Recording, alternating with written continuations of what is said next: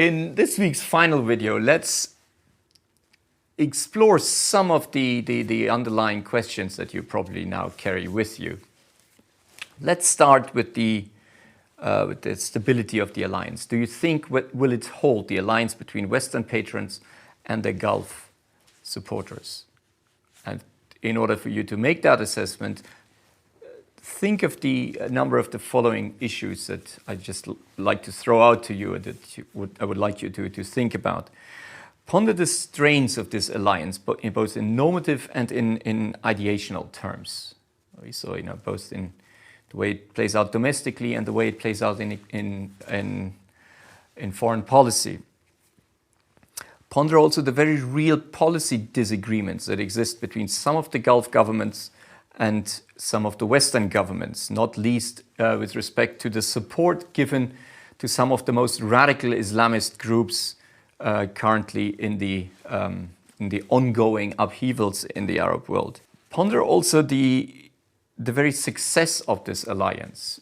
In particular, if you look at the Gulf Cooperation Council, you see its members here that are representing the strategic and economic interests of the major oil producers in the Gulf, and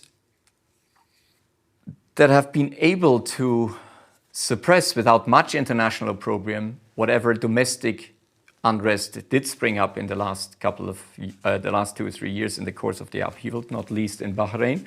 So they've managed to re-establish domestic order.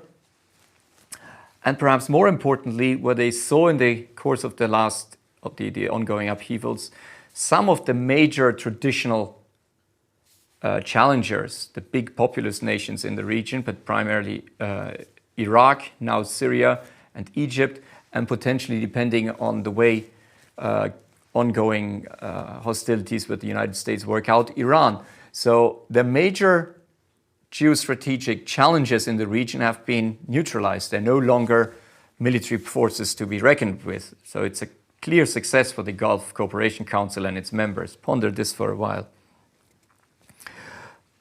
Ponder also the realist creed in international relations. It says that nations pursue interests. They do not follow ideational preferences. So in Lord Palmerston's famous quip, he says, nations don't have friends, they have interests. And that's what realists would predict. So they would downplay the difference in ideological terms that I've discussed in the last video. And I leave it for you to think about whether that difference will ultimately affect the calculations of material interests that right now bind Western nations and the Gulf nations together. And the ultimate question is, whether the ideological division of this alliance, where both sides perceive each other to be unsavory, those in the Gulf and their societies for religious reasons, and populations in the West look at these societies in unsavory terms due to their very restrictive social norms, and to what extent that would affect the political alliance that exists. Now, in economic terms, think about the implications of what's generally called peak oil. And the question is, when have we reached the point of top oil production? And it's whether we have already passed it or will pass into the next few years. It's less important than the general realization that there will be clearly an end in the next few decades to the oil wealth. And the question, what comes afterwards in economic and social terms for these societies? This is a question you need to ponder. And closely related to this is the inability of these societies so far to create meaningful jobs for their growing populations, outside the obvious protection rackets in the kafala system that we mentioned and the bloated state bureaucracy. So the ability of these societies and the economies to transform themselves, to create meaningful jobs, is something that affects the Gulf, but generally the whole region, is one of the key challenges in the future, and that's something that you would need to think about. closely related to this, ponder the utter failure of particularly the Gulf states, but generally in the region as a whole, to create competitive educational and in particular research facilities. This might not be all that surprising given the extreme poverty and extreme backwardness that existed until very recently. But it's something that the societies will have to address if they want to prepare for the time after oil, quite independent of the need to create meaningful employment for their societies. Ponder also the impact of managing economic and social expectations at a time when populations are growing and ultimately oil revenue will eventually fall. And this against the background of an increasingly better, if still unproductively, educated population. So it's another challenge that exists. Ponder also the socioeconomic impact and the psychological impact and the costs associated with the obsession with religious normative strictures, not least with the exclusion of women from large parts of public life, and what this entails for global competitiveness, both for the attractiveness of your society to attract skilled labor, but also what it means for the competitiveness of your own economy in an increasingly global interconnected market. Ponder also the wastefulness and misallocation of resources in trophy projects, in white elephant development projects like the museum buildings that I've mentioned a few times, the sports events, the large-scale infrastructure investments that seem to follow more a pattern of prestige-seeking rather than a rational economic calculation of costs and benefits. Ponder also the wastefulness of the normative preferences of excluding half of your productive labor force from the labor market, at the same time where the majority of university students in many of these societies are actually female, and to what extent this is a defensible socioeconomic decision a society can take. And that's something that's by no means limited to the Gulf. It's something that affects the entire region. And it's one of the recurring problems that we will refer to. It's the position of women, particularly educated women, in the labor force. Now, another challenge that is facing these societies is the increasing demands for participation and inclusiveness that exists.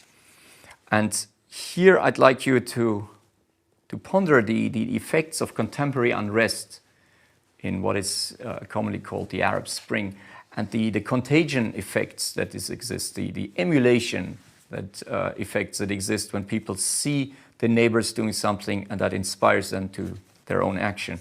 And here I'd like to stress that this is by no means a phenomenon of the current age of social media. It's something that we've seen throughout history. Here on this image you see from the 1848 popular bourgeois revolutions in Europe that spread throughout the entire Western Europe. And this is clearly at a time when no Facebook or other social media existed, but it was the same demonstration effects of grievances that existed universally being addressed in one locality, and then people in other localities followed suit. And then when you saw these bourgeois revolutions leading to the adoption of constitutions in many parts of Western Europe in a very, very short period of time. And these demonstrations effects are clearly now in evidence with respect to the Arab Spring, and they will leave an effect on hitherto stable arrangements, particularly in the Gulf, but throughout. And that's something I'd like you to think about. Think also the pervasiveness of and almost shameful pervasiveness of poverty in these otherwise very rich societies, and the pervasiveness of illiteracy in societies that are investing heavily in education and that have the financial resources to solve that problem. And still we see illiteracy and poverty persisting, not only in the Gulf, but throughout the region, obviously in much larger degrees in the region. And that's coupled with the failure to create competitive research and educational institutions at the high level. We see the failure is also replicated at the basic educational level. And that's one of the key challenges facing the entire region. You need to think about that and how the potential for unrest that is contained in this problem. Think also about the impact of an increasingly sophisticated economic class, a merchant class, and that is increasingly pursuing self-interested economic means, is entering into negotiations with governments. And so far, this has been largely unpolitical. It has been limited to economic interests and has not led into political demands. And the question now is, and that's something that we will have to closely follow in the decades as it unfolds, not only in the Islamic world, it's also a problem that we are looking at in China. That's probably one of the most interesting phenomena in China, is to what extent a growing and increasingly sophisticated economic class, economically active class of entrepreneurs will eventually formulate political demands for participation and inclusion. I don't have the answer, but that's something you will have to observe. One of the other factors that we already mentioned and that will have an important impact on the stability of these societies in the years to come is the demographic challenge that they face. Ponder the dissatisfaction of the excluded masses, both the excluded indigenous groups, the ethnic religious divides that exist in many of these places. Bahrain has already been mentioned, where it's actually the majority, looking at a minority regime that is, at least in religious terms, different and distinctly different. We see the problems of exclusion also in other parts of the Gulf. But one of the aspects of exclusion that we already mentioned is the massive presence of migrant workers who are fully disenfranchised, virtually outlaws. And ponder what the effects of their treatment of these people will have on the Islamic credentials, the self-image of these societies as pious and righteous, particularly when we're dealing with Muslim migrants, not least Palestinian migrants. But also ponder the fear that exists in many of these societies, the siege mentality that is developing under at now distant looking, but certainly real possibility of slave uprisings, let's call it. Here you have an image of the movie Spartacus, which is a famous slave uprising in the Roman Empire. But when you have populations where more than 90% of the population are foreigners and they're fully disenfranchised, it's not hard to conceive of unrest that might develop among these groups. So far, the societies, the states in the Gulf have been remarkably successful in controlling this. The question is whether they will continue to be successful in controlling and suppressing potential unrest from these quarters. One other issue I'd like to draw your attention to, we already mentioned, ponder the impact of religious narrow-mindedness and xenophobia in an increasingly interconnected world. Ponder the ability to sustain a worldview that maintains the exclusive righteousness and exceptionalism of one's own worldview and on one's own narrow interpretation of a religious dogma, something that perhaps might seem normal in an isolated Bedouin society that has very little interaction with outsiders.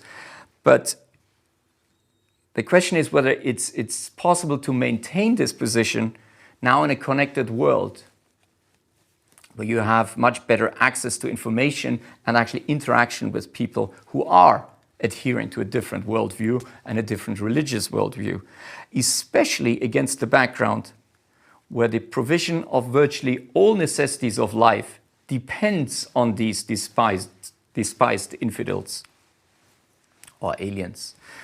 And the question is to what extent you can maintain this, your own worldview, without adapting.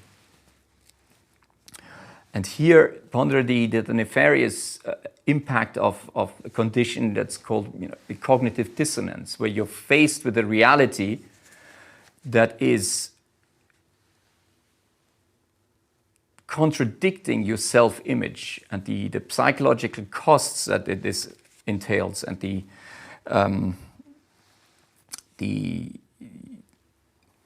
way it undermines your self-image of piousness and divine exceptionalism when you look at a reality that is at odds with this cherished self-image.